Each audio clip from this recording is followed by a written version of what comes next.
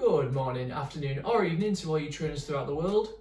I'm the Lake District Trainer, this is Hammond, and welcome back to the channel. In this video we're going to be going into part 2 of top tips for you new or returning players to Pokemon Go in 2020.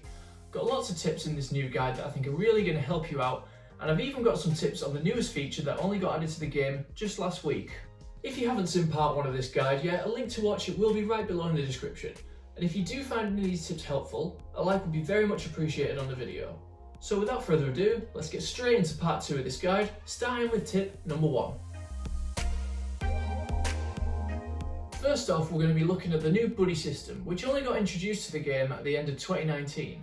The buddy system, which now, instead of just allowing you to earn candy for a Pokemon by walking, allows you to assign one Pokemon at a time to be your buddy, and then build a growing friendship with that Pokemon the longer it ventures with you. The intensity of how close you and your buddies are is derived similarly to how the friendship levels work with friends in the game, except the way you build a friendship with your buddy is through interacting with them and earning hearts via the game's AR function. To start with, your buddy will become good buddies with you when you interact with them for the first time. This can be anything from playing with them by giving them a nice little pat on the head, or wherever it is they like you to tickle them, taking a snapshot of them, which on a side note can also trigger some Pokemon to photobomb you and appear in the wild, such as Smeargle. Visit a new Pokestop that neither of you have been to before, battling with them in your party in a raid or a battle, or by simply just feeding them a couple of berries, which will then allow them to jump out and join you in your adventure on the map. The way you increase your buddy level is by doing all these activities just as you play the game normally. Then once you do reach a new buddy level, your Pokemon will then learn a new trick or two each time, and those new tricks are as follows. Good buddy means you can tell what mood your buddy's in and then have them out on the map with you. Great buddy means they then learn to bring you gifts such as potions, berries and revives, and if a Pokemon repelled your ball while trying to catch it, it'll just pop into the corner of your screen and knock it right back at that boy that you want to catch. Ultra buddy means they'll bring you back souvenirs and find new locations on the map for you, and upon reaching best buddy, they'll receive a CP boost as long as they're your buddy at the time from then on, and they'll get a nice little ribbon as well for being such a good boy. Plus, you also get hearts for walking with your Pokemon while they're out with you, which again is another incentive to get out and remain active while playing. For doing all these things with your buddy, you can earn up to 10 hearts every day, plus 2 if your buddy brings you gifts or souvenirs.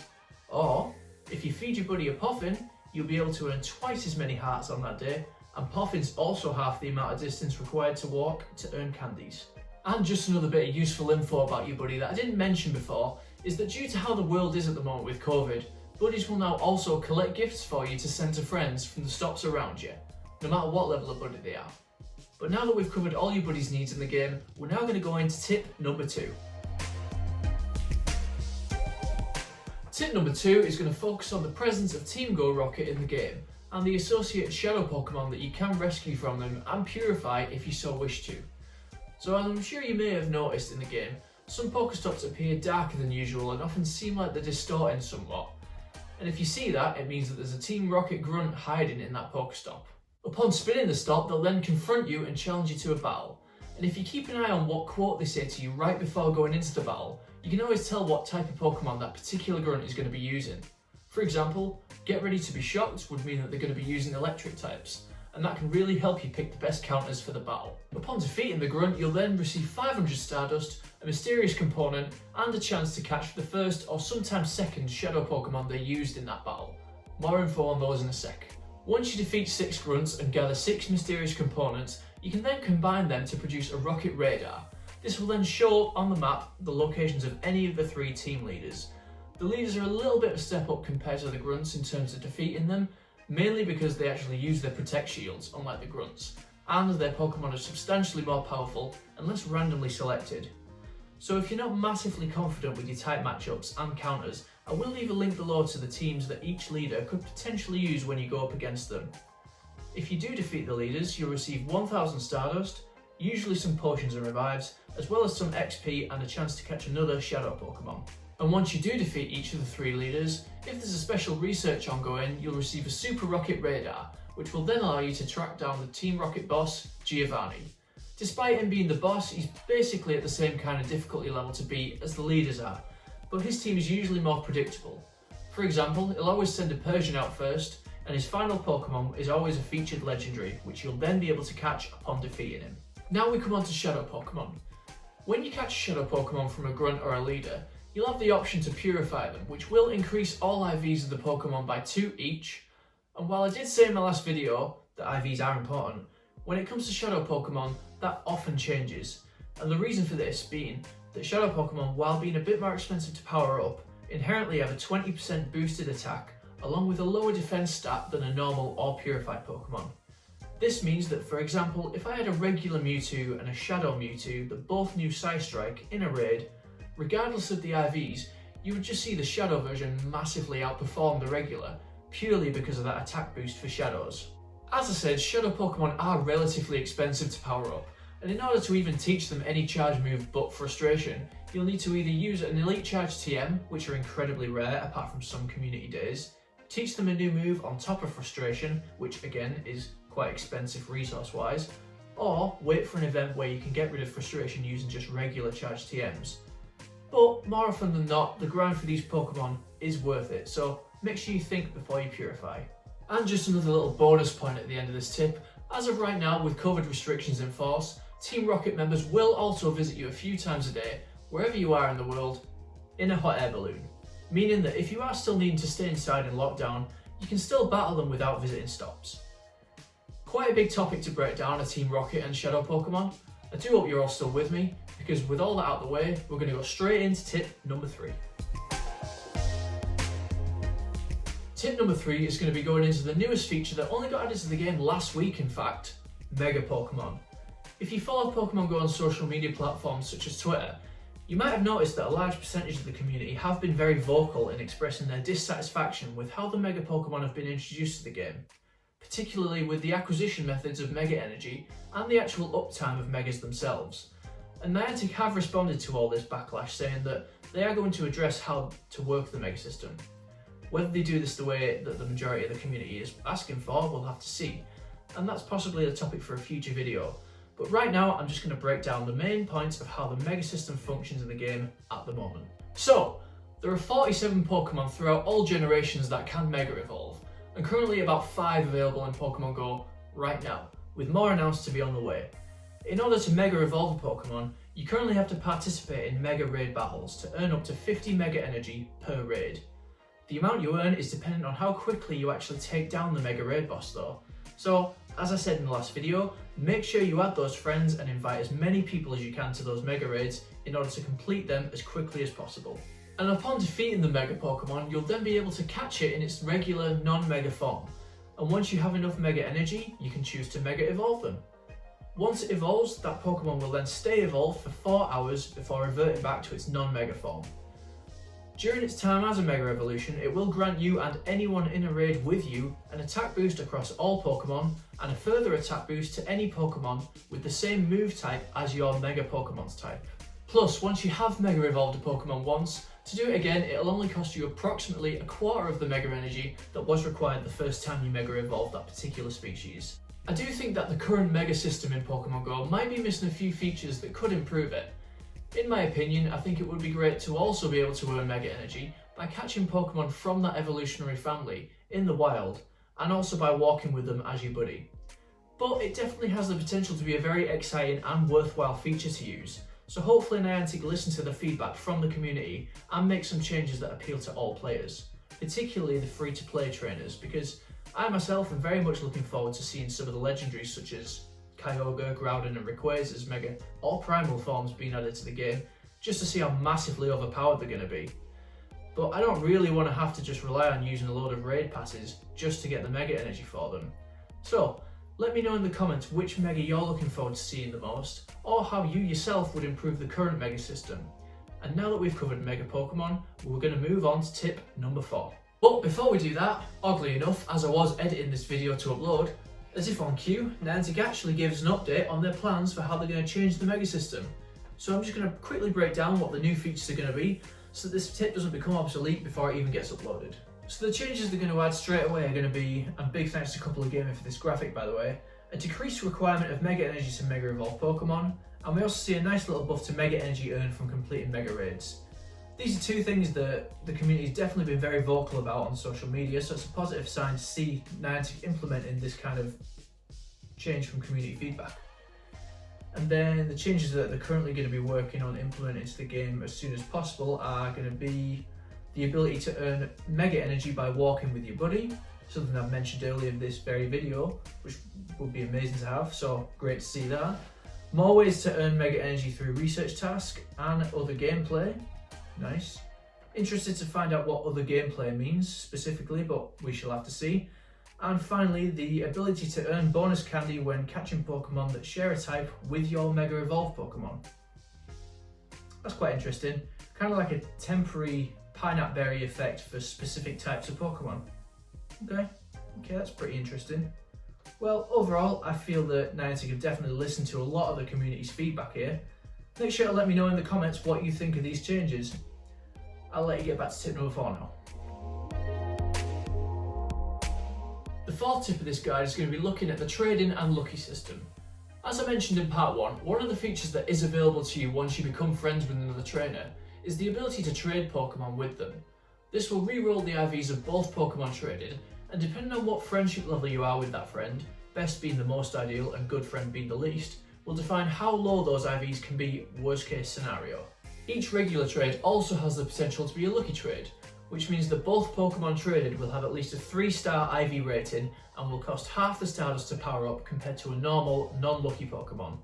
The probability of a trade being lucky is ultimately dependent on how old the oldest Pokemon involved in the trade is, or when you or your friend caught them. As you can see from this statistics chart created by the Sylph Road, any Pokemon that were caught in the first 2 months of the game being launched will have a 75% chance of becoming lucky when traded. And then as the Pokemon get younger and younger, this probability drops off more. You can also unlock a guaranteed lucky trade by becoming lucky friends with any of your best friends in the game, through sending each other gifts every day. The probability of becoming lucky friends each day is around 5%, and once the lucky trade is complete, you'll both then revert back to being best friends until you go lucky again. So, main things to take away from trading. If you're a returning player, maybe you played at launch a bit and you've still got some Pokemon left from back in 2016, don't transfer them, trade them with a friend and try and get as many luckies as you can from them. If you've got any best friends on your list, keep sending them gifts every day to increase the chance of becoming lucky friends. And if you do become lucky friends with someone, this is the time you want to be trading something perhaps on the rarer side, such as legendaries, because you already know the stats are guaranteed to be good, so there's no risk of getting back a rare Pokemon with less than ideal IVs. And finally, some Pokemon in the game, which I will put a link to down below, can actually evolve into their final forms for absolutely free if they've been traded over to you. So if you want to save candy, this is really a good shortcut to take. But make sure to remember that once you have traded a Pokemon, it cannot be traded again. So, with trading and luckies covered, we're now going to move on to the last-ish tip of the video. We're now going to look at how the Go Battle League functions and how knowing Pokemon type matchups can help you out in the Battle League, raids, and even the Team Rocket battles. So the Battle League goes through different seasons and phases. During these seasons there'll be different leagues available that you can participate in and receive a variety of rewards for both winning and losing games. Starting with the Great League that has a CP limit of 1500, the Ultra League which has a CP limit of 2500, the Master League which has no CP limit, and then the Premier Cup which is the same as the Master League except you can't enter legendary or mythical Pokemon. As I'm more of a raid chaser in the game, I'm not personally a very big Go Battle League player, but I did play a fair amount when it first released and I managed to get to, I'd say, a respectable rank in the Great and Ultra League. I do play it sometimes just to grind some Stardust, but just not very competitively. So, if you're a new player wanting to dive into the Go Battle League, the key points I would give to you are: use fast moves that power up your charge moves quickly, and use charge moves that also charge quick in order to try and bait your opponent into using their 2 Protect shields so you can take their team down easier. If you have the resources and a decent team, then maybe consider teaching your Pokemon a secondary charge move as well, because the more variety of moves you have on your team, the less likely you are to come up against a Pokemon who you can't effectively battle. And just to touch quickly on PvP IVs, the optimal IVs for Pokemon in the Great and Ultra League work a little different to just conventionally looking for Pokemon with max stats. And this is due to the fact that the higher a Pokemon's attack stat is, the higher their CP will be. With the Great and Ultra League having CP caps, it's actually sometimes better to sacrifice some of those attack stats in order to get Pokemon up to higher levels while still being in the CP threshold. The defense and stamina stats don't affect the CP as much, so you still want to get those as high as possible, and the only Pokemon this rule doesn't apply to are those Pokemon whose max CP is beneath or really close to 1500 or 2500 depending on which league you're going for. For these Pokemon, you want to get as close to 100% IVs as possible. I will leave a link down below breaking down PvP IVs more in case anyone wants to go down that particular rabbit hole. But now on to the next point, which in my opinion is one of the most important things to learn in the Pokemon games: type matchups. So there are 18 types of Pokemon in the games. These types include normal, fire, water, grass, flying, fighting, poison, bug, electric, ground, rock, psychic, ice, ghost, steel, dragon, dark, and fairy. And while your Pokemon can be up to 2 of those types themselves, most Pokemon can also learn moves that aren't necessarily in accordance with their typing. Take Rayquaza for example, who is a dragon and flying type, but can also learn Ancient Power, which is a rock move. So, when a Pokemon attacks another Pokemon, the effectiveness of that move is going to depend on 4 things. First is how much base power that move has. Second is how powerful the attacking Pokemon is. Third is the type of move being used. And fourth is the type and stats of the Pokemon about to have the attack inflicted upon them. The way I learned type matchups was just by playing the main games as a kid from scratch. But seeing as I suspect a few of you new or returning trainers won't be main game players just at the moment, what I would recommend to help you learn your type matchups is to install the app Pokegenie that I have mentioned before on the channel and go onto the type effectiveness section. From here you'll be able to view all the different move types and what types they're either not very effective, neutral, or super effective to. And another thing to keep in mind is that if a Pokemon is 2 certain types that both have mutual weaknesses, that Pokemon will be twice as weak to moves of that type. And this also works the other way around, for if a Pokemon's types have mutual resistances, then they will be double resistant to those moves too. And just another little bonus tip that might be useful to know for type-ins. If your Pokemon knows moves that are the same type as its own type, these moves will get a 20% same type attack bonus, or stab as it's also known. To finish the guide off, I'm going to give you a few quick little honourable mentions that will be useful to do in the game if you're a new player, but probably don't need breaking down into a whole tip on the guide. So starting off is to always throw using a curveball. And if you don't know how to right now, it may be useful to learn, especially as Pokemon start becoming stronger in the wild as you level up. The reason for this is that when you throw a curveball, it has a higher percentage chance of catching them on, rather than it jumping out and giving you a load of grief. Next up, keep an eye on what the weather is in the game, as it can give different Pokemon types attack bonuses and make certain types spawn in the wild more, depending on what the weather actually is. Next, I would strongly recommend that you upgrade your bag and Pokemon storage before spending coins on raid passes. The upgrades cost 200 coins per 50 extra slots, which, if you're putting Pokemon in gyms and getting your 50 daily coins, as we discussed in the last video, is only 4 days worth of coins per upgrade. Because, and I am definitely speaking from experience here, there is nothing worse than being out for a community day, an event, or just a hunt, and you have to start ditching items or transferring Pokemon away mid-grind because you've run out of space in your bag. Which then brings us on to the final honourable mention, which is to keep on top of your storage. If you've got a load of trash Pokemon clogging up your storage that you aren't going to trade or power up, no need to hold on to them, get them transferred. Same goes for if you have any items that you're never going to use again, such as purple potions or some evolution items, clear up that space so you can keep spinning those stops. And that concludes part 2 of top tips for new or returning players to Pokemon Go in 2020. Thank you all so much for watching. If you have found any of these tips useful, a like would be very much appreciated, and if you've got any further tips for trainers, be sure to share your knowledge in the comments down below. As you may have noticed since the last video, the dreaded Thanos cast is gone. And while my mangled hand still isn't fully recovered yet, I did say I'd be starting some vlogs once I'm all good. Coincidentally, I am in fact going on holiday next week to somewhere that is home to one of the game's rarest regionals in terms of areas of the world where you can actually find them. If you haven't got a clue what I'm talking about, then I may leave a little hint on my Twitter as to what this elusive Pokemon might be. But if you think you know where I'm headed to, or which regional Pokemon I'll be looking for while I'm there, be sure to let me know in the comments. And if you want to see if I do find any of them while I'm out there, Make sure to subscribe and follow me on Instagram and Twitter at LakesTrainer. Links are down below. So, I hope you have a great day or night wherever you are in the world, and I'll see you all in the next video.